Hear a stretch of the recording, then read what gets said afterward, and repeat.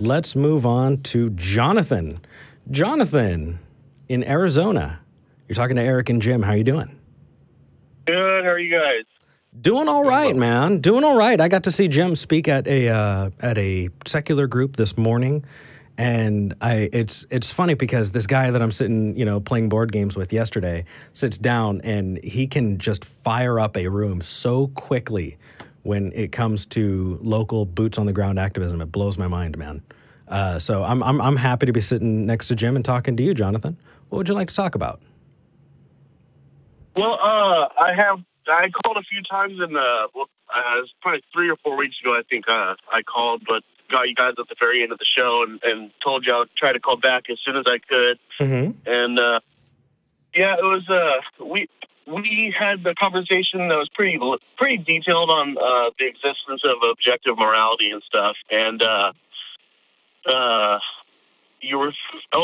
Matt was in the audience and said to call the Atheist Experience, and then he would go over some more information with me, which I did. And what essentially he said was, if we agree on well-being, being like the primary factor, then yeah, we can make objective assessments on reaching that goal of well-being, which makes perfect sense. But I'm still, I've always been hung up on the subjective connotation of that. So to me, I still can't understand why it's not subjective, even if we all agree on what we believe is moral. And I still can't get around that. Well, let's kind of have a bit of a thought experiment. Maybe I can help. I think last time we talked, I had said that I think in the moment you can't really get to objective morality, but you can armchair quarterback your way to it, right? You can look back at it and take a look at the circumstances. So let's say you have circumstance X, right? And you have so many options, right? It is limited. It is finite. You can't just fly into the air like Neo. There are so many things that you can do in a given moment. So if we agree on the objective, right, the objective part of the objective morality, and tease out those different actions, you can come to a most preferable one. And at that time, you can say that that is the objectively most moral thing to do, right? Or by that standard. Right? You may not get that chance in the moment. Well, most of the time you won't. But it's funny because people don't expect it, right? Jonathan, if you're in a super stressful circumstance and you do the best that you do, most of the time people will say, you know what, they did the best that they could. I mean, I don't know where you would need to go from there. Is there some part of it that is holding you up? I know that it might seem uncomfortable thinking that we are limited to subjective experience, but we are, right? I have my eyes and I can't tell, whether or not what I'm seeing is true. I do my best by confirming with other people, right? But my sense perception is mine. We just do the best we can. Yeah, and still, that does make sense. And for me, it's not a matter of comfort. It's just a matter of what is true. And if we can say that human well-being is the objective goal, and then we can make assessments on what is objective to reaching that goal. It seems by using that reason, we could actually say that human suffering, we could make that a goal and make objective assessments on how to make that moral. Absolutely. Does that make sense? Yeah. Yeah. Actually, it's really fun to do that in Dungeons and Dragons. I've played D&D. I'm a really big nerd, Jonathan. I'm not going to lie to you. I'm a really big nerd. And in D&D, you can play a character with a different moral alignment and a different moral code. And so what they choose as moral may not be human well-being. It might be what is in service to their deity, right? And those kinds of paladins can be wild, and it ranks as moral to them. And if we look at evidence-based solutions, when people are trying to do it from a religious point of view of this is my morality, and we can look at it to say, is this helping people or hurting people? You're doing this based on dogma, not evidence. These issues, like when I talked about banned conversion therapy, you're hurting children. This is not a good thing. This is not moral. Is what you're doing educating people in sex? Is this helping children or hurting them? Comprehensive sex, that's helping them. So we can clearly make these distinctions on the choices we make, the legislation we pass. Is this helping people or hurting them? And then analyze accordingly. A lot of these issues that we think are complicated aren't. People just don't like the answers. I mean, that's really what it boils down to. Like, we know what our problems are. We know what the solutions are. You just don't like the answer because a specific dogma might say you can't do this, but it's very clear what should be done. Yeah. Yeah, and that does make sense. And it's not for me personally, it's not a matter of I don't like the answer. It could definitely be that I'm not convinced of the answer, but whether I like it or not is not relative to me on whether I believe it's true. Okay. And so what's the stumbling block? Maybe I'm missing the point. Well, I guess what is I guess as you put a stumbling block is the only way that it is objectively true that rape is objectively immoral is if the person uses well-being as a source of objective morality. But if they don't, then raping somebody is not immoral. Mm-hmm.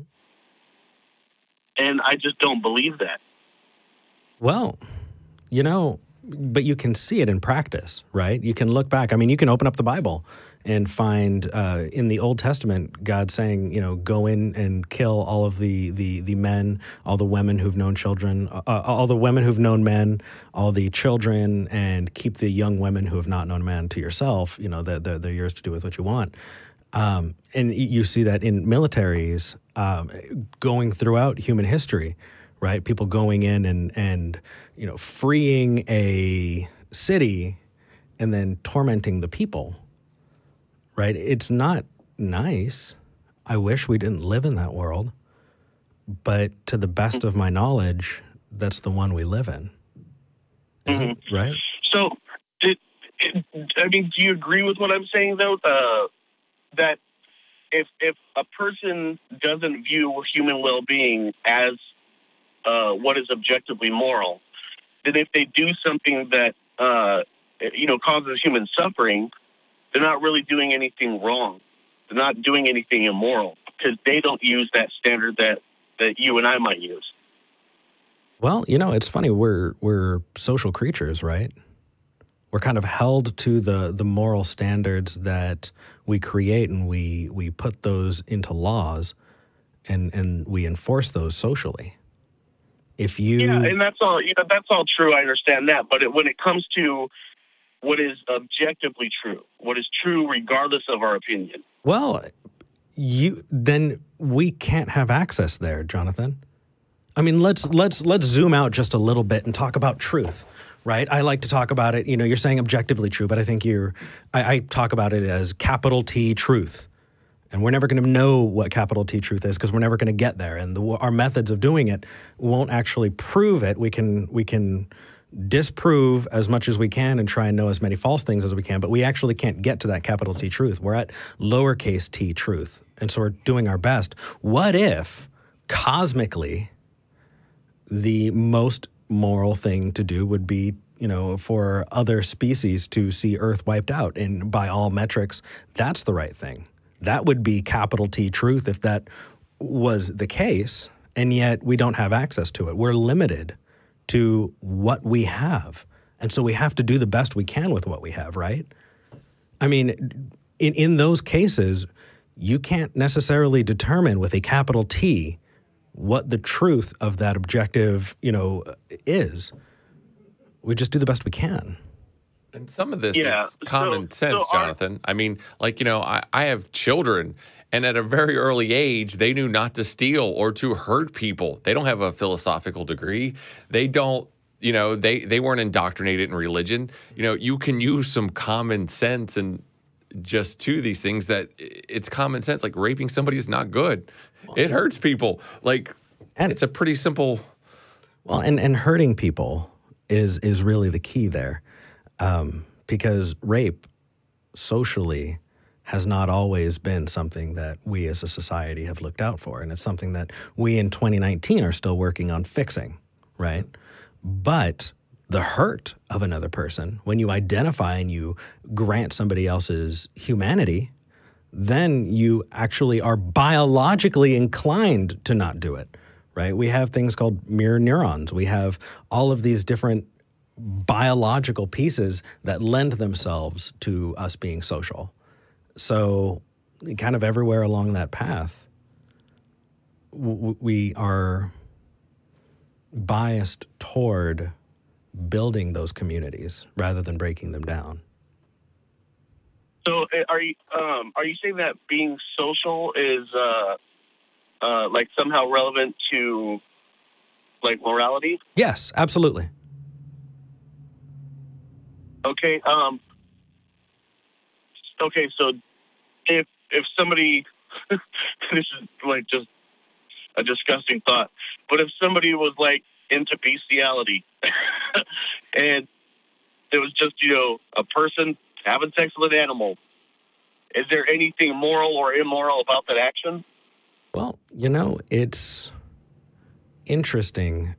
We have since gotten better. We've moved past what our biological pieces are. Right. The rape is actually a perfect example of that. It's not just about pain. It's about autonomy. It's about express consent. And do you think that animal can consent? Exactly. Do you think a person can consent to such a thing? We don't qualify animals as things that can give consent. And so in that way, we can say that is not a moral action because you're inflicting something on something that cannot consent to it. Just like a child at underage can't consent. Yeah. Even if they say yes, they can't legally consent because... Right. 17 years old, you know, but doesn't matter. That's... Depends on your state. Yes, true enough. We call that statutory rape, though, and that is rape. We have to draw the line somewhere, and it doesn't matter how arbitrary it may seem, because in the end, it's always going to be arbitrary. We just do the best we can with the lines we draw. But again, we're coming back to the same thing. We do the best we can. Yeah. And I agree with that, too. You know, we do the best we can. Jonathan, look at it this way. Look at it this way. In 200 years, I hope, and I have good reason to believe that the society that's going to live after we die will be so much more moral than us, because they'll have had the time to work those things out. We still have a long way to go. I hope that they're not doing those things 200 years from now. You know, I hope they're working on something at a higher level. That's awesome. We're getting closer to it. I'm curious, like, what leads you to believe that that would be the case 2 generations from now? I mean, obviously, rape existed 2,000 years ago, and it still exists today. So what do you think will change in the next 2 years? Well, what you do is you take a look at the available evidence, right? How would you think that we have evolved morally in the last decade, 20 years? You know, I put on an old episode of Frasier and then cringe when you see all of the jokes that flew then but don't fly now. It's funny. We're advancing by leaps and bounds. Go back to the 80s, the 70s, the 60s, the way they treated women, the way they treated minorities, the way that they moved forward and only took what a very small minority had to say and took away the rights, privileges, the consent of so many other people. We're getting better, aren't we, Jonathan? I mean... And look at the way we used to teach consent. We used to teach consent as a man. I have the ability to do whatever I want with a woman until she tells me no, and it's her responsibility to tell me no. Now we teach consent as a person. It's not a man and a woman. It's as a person, I should not do anything to another individual until they consent yes. It is my responsibility to get a yes. It is not that person's responsibility to tell me no. Yeah. And just because they give me consent, they can take it away at any time and tell me no, and then it's my responsibility to immediately stop. You know, we teach consent much differently. We've gotten much smarter about these things and learning from these things. And just that is at such a high level, Jonathan. Within our great-grandparents' lifetimes, they were deciding whether or not white people and black people can drink at the same water fountain. I think that's pretty badass. I think we should collectively give ourselves a little bit of a pat on the back. We got more work to do, but it's better. I think the available evidence points to it. Yeah, and that could very well be. And honestly, I think we both hope that that's the case. Yeah. So the only way morality is objective is if, like, we agree that human well-being is the goal. Then we can make objective assessments on whether or not we've achieved that goal or reached that goal, stuff like that. What do you think, Jonathan? Do you subscribe to that? Do you ascribe to that, or do you look at morality differently? Well, I do agree that if you create an objective and call it moral, you can make objective assessments on reaching that goal, whatever it is. Like I said, like you could say human suffering is the goal, and obviously that would be something you could make assessments on how to reach that. Mm-hmm. But would it be actually moral or immoral, regardless of what we actually believe about it? That's where I'm hung up. I believe that murder is wrong, regardless of what anybody's opinion of murder is. Whether they think it's right or wrong, to me, is irrelevant. I think murder is wrong, no matter what anybody says about it. And I think the same thing about rape. And I think anybody who is not, a psychopath, would agree that rape is wrong, no matter what time, situation, belief system, whatever. Rape is wrong, always. Always has been, always will be. Without hesitation, I agree with you and recognize the benefit and the privilege of looking at that now. Because that wasn't always the case in human history. I don't understand. You don't understand. I'm going to turn to the Bible. Yeah. I'm going to turn to the Bible, right? Because in the Bible, if a woman is raped, she becomes the property of her rapist, right? It's a property crime, not a crime against another human being, one that you need to repay the owner of that property, the father of the girl. $50. Yeah. And then marry her. Then force marriage for that. And that was the morality of the Bible back in the day. And you're saying, but what I said was, like, we all know that rape is wrong at all times. We do. Do you think they did? If they knew that rape was wrong at that degree, why wouldn't they have just said rape is wrong and instead said, hey, you've committed a crime against another person by defiling his property, pay him $50? And as a society, we don't. Jonathan, this isn't just back then. No, I understand, but you kind of answered your own question there. I think you said, hey, this is a crime, which infers that it's wrong. But no, let me address, Jonathan, let me just cut you off for a second. But in other countries, if a woman is raped, she can be prosecuted by having sex before marriage. Like, it's her fault. She has been put to death. That happens now. That happens now, today, in countries doing this. We're agreeing with you that it's wrong, Jonathan. Right, no, I understand that. But are you suggesting that the man who raped the woman didn't know rape was wrong? I'm saying that in a situation where you live in a country and are told that women are not humans that deserve to have their autonomy respected, and that's where you come from, maybe. Then again, I haven't been in the mind of those people, and I really haven't taken the time to study that culture. So at this point, I'm going to have to say that I need to stop because I'm now in a place of ignorance and I don't want to talk out of my ass. And asking what I so that's think, my best. Asking what somebody else thinks is we don't know what somebody else is thinking when they do such a thing. Right, and I understand that, but just a second ago, you said that people didn't think rape was wrong when you quoted the Bible reference. So you were saying what somebody thought regarding the Bible, but not. But well, they wrote it down. Yeah. I mean, you're asking me what somebody thought that did something's very different than me reading saying, oh, if this happens, here's what you do. This is the Bible. This is our morality. That's easy to quote because they freaking wrote it and he just read it. If somebody shoots up an office and doesn't say anything, then you can be, you know, what was the reason? But if that person, you know, released a manifesto saying this is the reason, okay. Let me try. Yeah, I don't want to like misinterpret anything or anything like that. Sure. So, do you think that it's possible for somebody to rape somebody and not believe that when they're raping somebody, they're doing something wrong outside of a psychopath? I think people can use religion or anything to justify anything. That's not what I asked, though. Do you think actually that answers it? It's just that they're doing something wrong. Do they know that if they commit rape, they're doing something wrong? Jonathan, how about we ask that question together? I'm friends with the hosts of Secular Sexuality, and they actually have a therapist there who specializes in that subject. Let's take a look at that show and go to where some experts are and ask them. Let's look at parents who kill their children for God.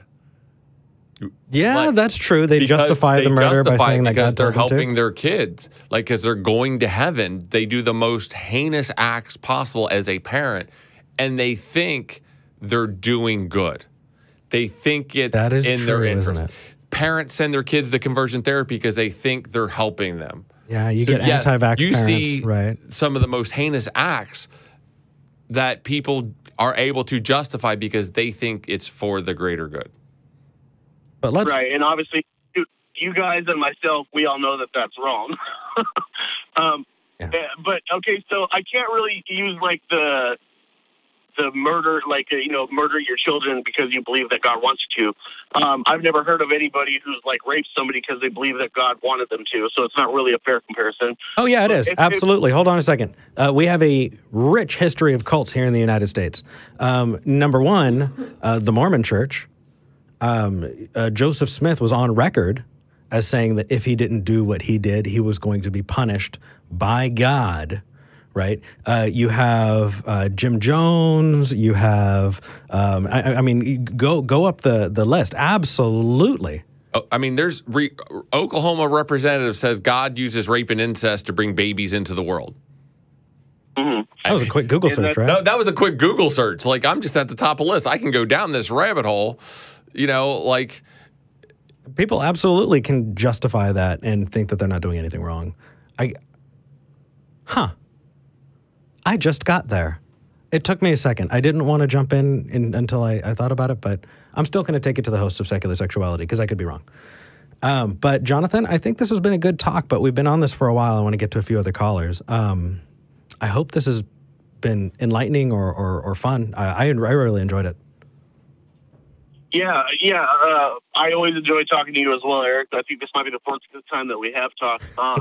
But I don't feel like the last question I asked was really addressed. Okay. Is it okay if I get it just for clarification? Yeah, ask it, and then we'll end and we'll answer it off the air, and then we can communicate online in the meantime and see where we can go from there.